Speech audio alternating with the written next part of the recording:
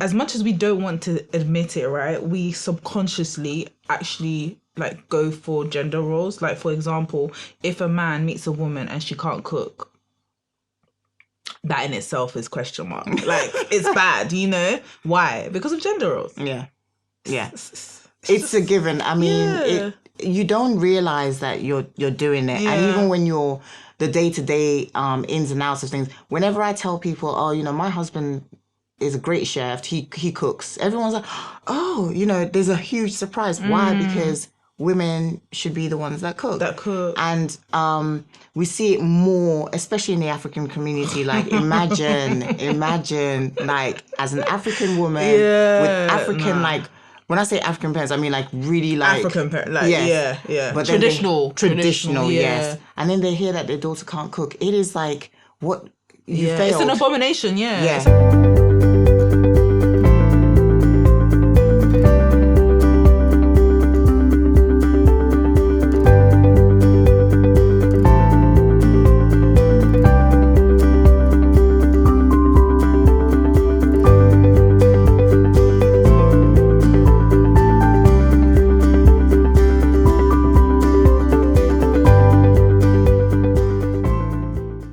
Hi, everyone. Hello.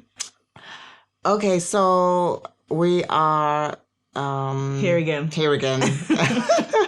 It's probably been about a year, 2 years, 3 years. No, it's actually been only 4 months. I feel like it's been forever since we came on to, you know, talk to the camera, to you guys. And so, but we have a lot, like loads and loads to talk about. So we are not going anywhere for a very, very, very long time. That's right. Thank you guys for your patience.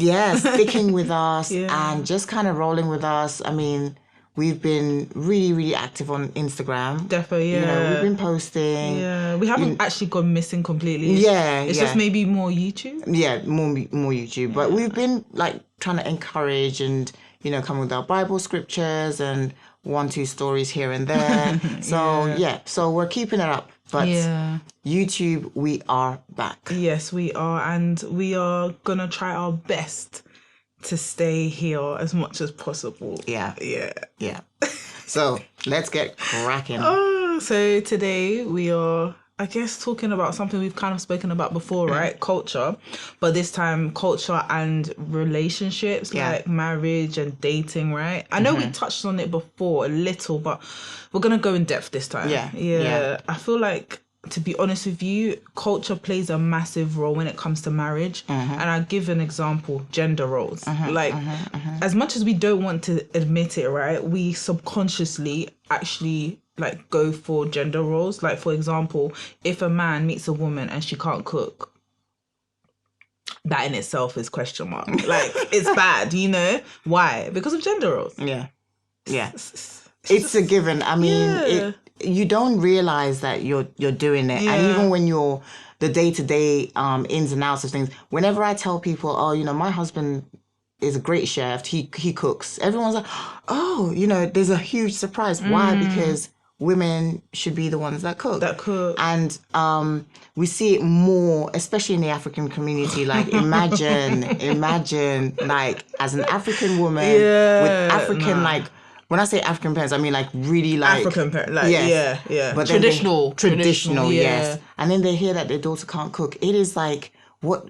You failed. It's an abomination, It's actually an abomination, really, to be honest. Like, if you can't cook, for instance, when you meet, I don't know, a guy and you meet his mum, the first thing maybe she would have asked him is, can she cook?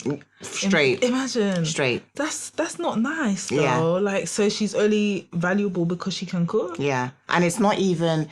I don't even feel like it's reversed. No. You know, no one's asking, oh, can the man work? Never. What? Can he cook? Hey, I wish. No, they're not asking. They're not asking anything. No, they don't care if he can. I think for the man, it's more so, does he have a job? Yeah. So can he provide? Yeah. Again. Yeah. Gender role. Yeah. And it's the same thing, you know, even as far as children. So, like, let's say, you know, if you haven't had children for, you know, a long time after marriage, it's who do they look at? It's the woman. It's the woman. And it's this cultural thing that, you know, everything is just placed with either this gender or this gender. It's yeah. either one of your faults. It's never a case of, how do we navigate through, no, it's none of that. Yeah, I don't know. I feel like it is a very traditional mindset. And also I've noticed, right?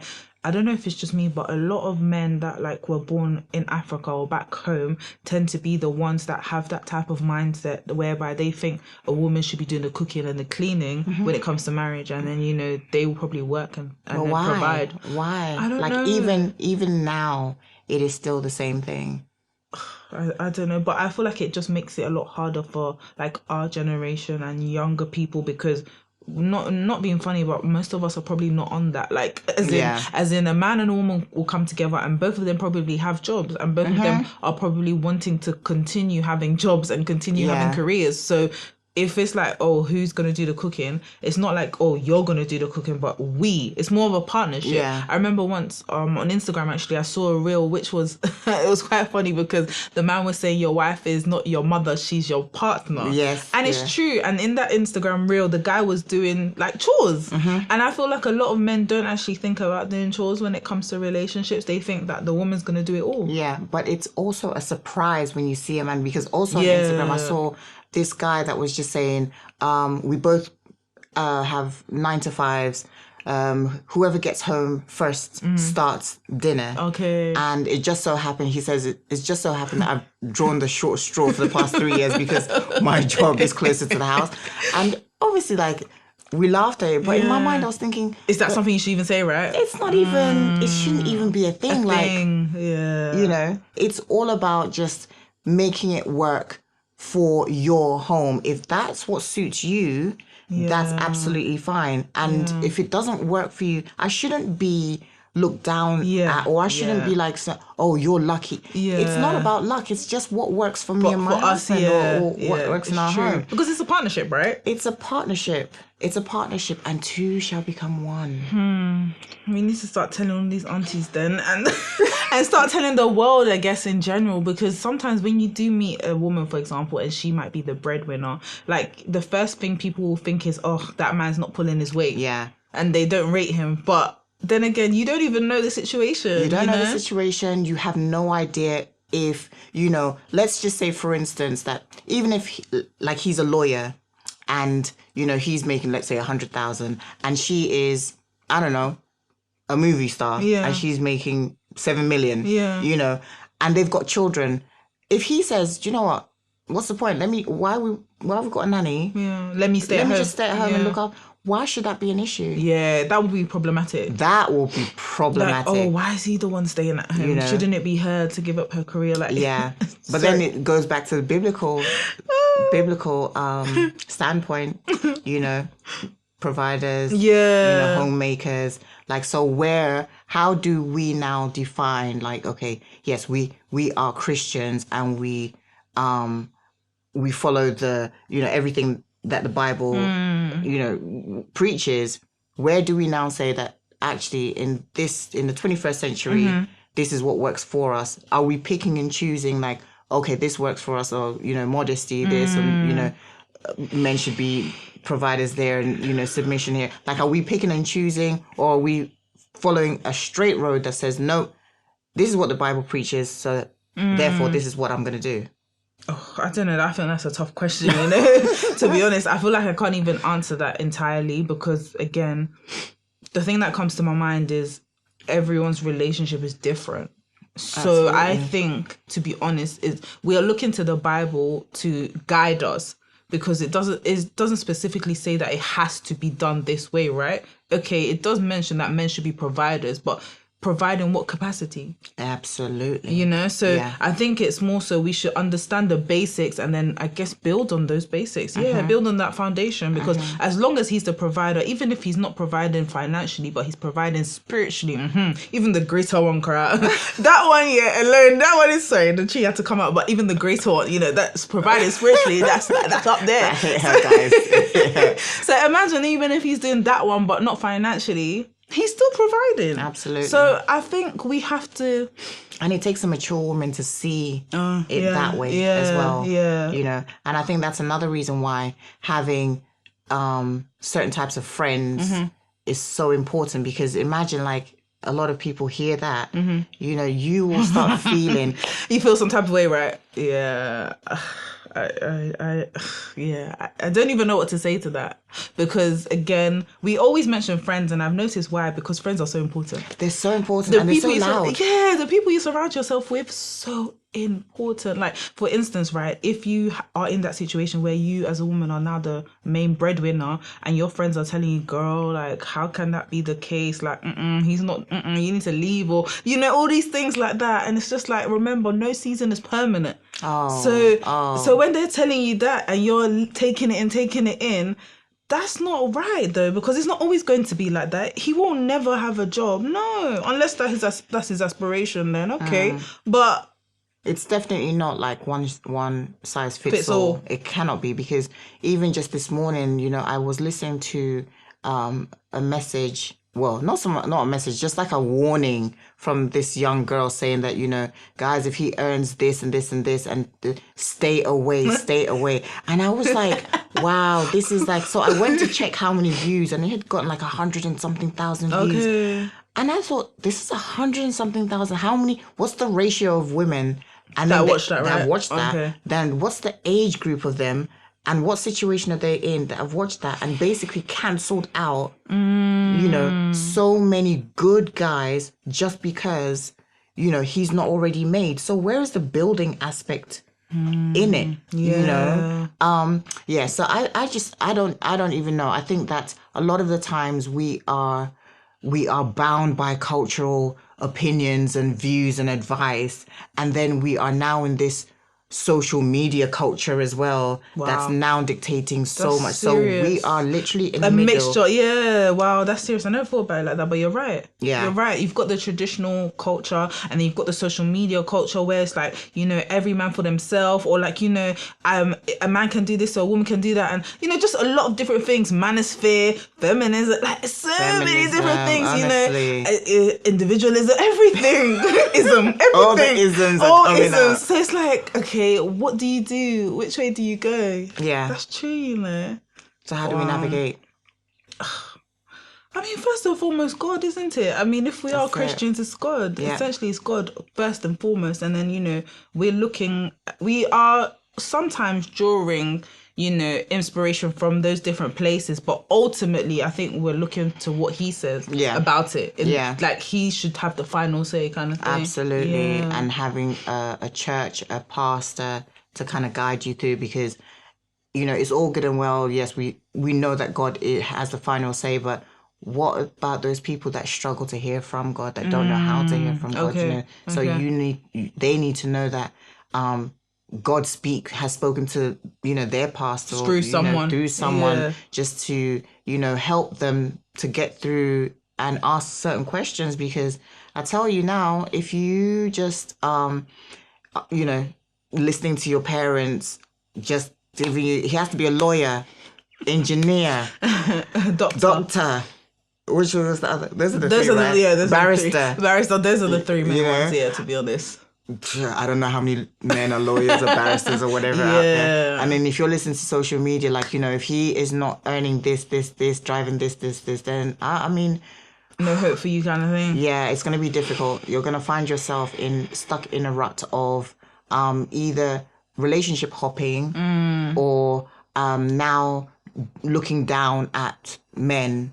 Okay, because they're not earning. Because they're not fitting into said boxes, you know? Boxing people a lot. Like, he has to be this. And I'm not saying not to have preferences, but whereby, like, because of culture, it's almost kind of like, when you think about it, where are your preferences kind of coming from, you know? Yeah, exactly. Are they builds your preferences, like, right? why do you have that preference, you know? Is it because society is kind of telling us that, or social media, or our parents, or is it just because, you know, that's like kind of what is on your heart, or like deep within your heart, that, you know, you want it? Yeah.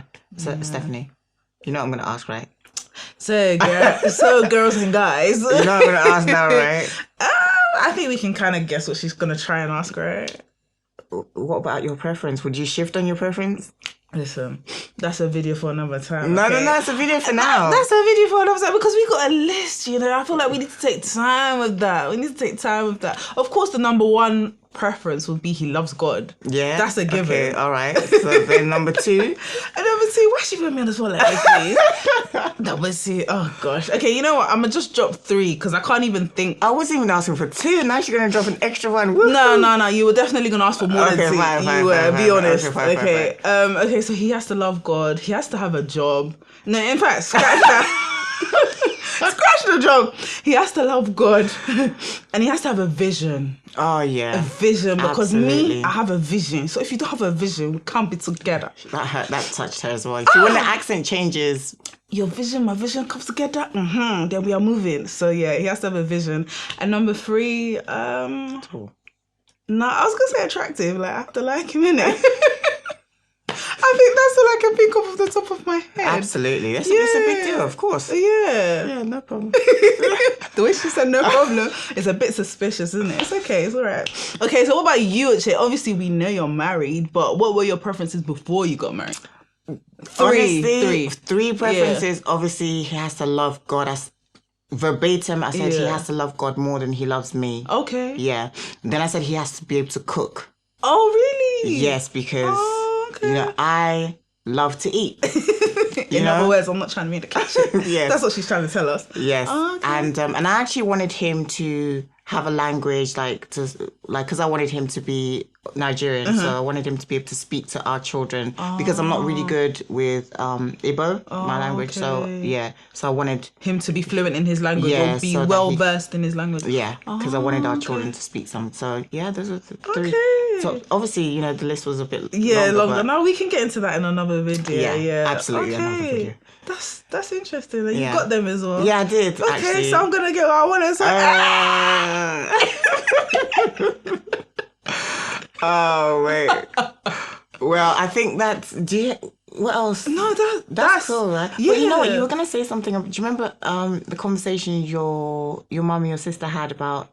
I kind of did mention it. So, for instance, right, a lot of men from back home tend to have this mindset where they think that it's a woman's duty to be the chef, to be the cook and the cleaner, clean the house, cook, take care of the children. And I've noticed that it's something that's not really like that for men born here. I feel like it's not really, the emphasis on it is not as much as someone who was born back home, basically. Yeah. So if you met a guy from back home and he had that mindset, how would you feel? Like, would you be like, no? I don't think I would be like, no, but I would want to understand if he understands partnership, and if I would kind of want to understand what he thinks of marriage, what he thinks marriage is like. I wouldn't shut it down completely, but I probably would kind of be like, no. I would be inclined to say no, because at the end of the day, for me, I want marriage to be a partnership. I don't want it to be, I have to do this because I'm a woman and you have to do that because you're a man. Nah, I don't like that. I do agree with gender roles to an extent, but whereby it has to be implemented because that's how it is. Yeah, nah, I'm not here for that.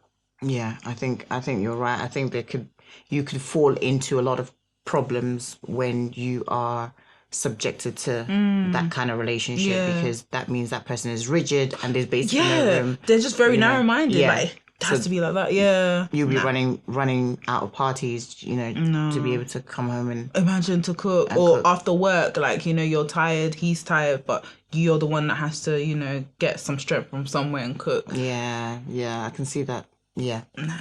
Yeah, I think to be honest with you, like, I'm very lucky. I will never take for granted what I have, because it's actually something that a lot of people are struggling with, it's rare. It's very rare, and I want, especially Africans, to really get out of that bubble, that it has to be like that, right? The gender roles are heightened in that community. We're not saying that the gender roles are wrong or having gender roles are wrong, but I think what we're really trying to get out is that there should also be room for non-gender roles, like there should also be room for partnership. At the end of the day, everyone has to do what works for their relationship, but if you do not subscribe to gender roles, right, in your relationship, it doesn't mean that your relationship is going to fail. And for instance, the example I would give is that if the woman doesn't cook in the marriage, it doesn't mean that the marriage will fail. because she's not cooking, really. Or I don't know, if the man is not providing financially, or you know, the man is looking after the children. You know, I mean, the list is endless. But this is something that we've seen time and time again and heard time and time again, and it's just like you're canceling out a lot of good women and good men out there because of these you know, mindsets. We have to move forward and kind of come out of that box and come out of that narrow-minded and very traditionalist mindset. You know, if you're traditional like that and you meet someone who's traditional like that, great. You know, but the issue lies where you meet someone who's not traditional and you're trying to force them to be traditional and make it happen, and it's like, but that's not how I am. Like, I can't. It's just not me. Yeah, absolutely. Well, I mean, guys, let us know what situation you're in. Are you a complete traditionalist that you love to just be the one to cook and get the home in order? Or are you and your husband or you and your wife, you know, kind of just doing it, playing it by ear? You know, see who cooks today, see who cooks tomorrow. You know, we want to hear from you guys. And thank you again. Please like, subscribe, and share. All the good stuff. And we'll see you in the next video. Bye. Okay, so Uche, what actually makes someone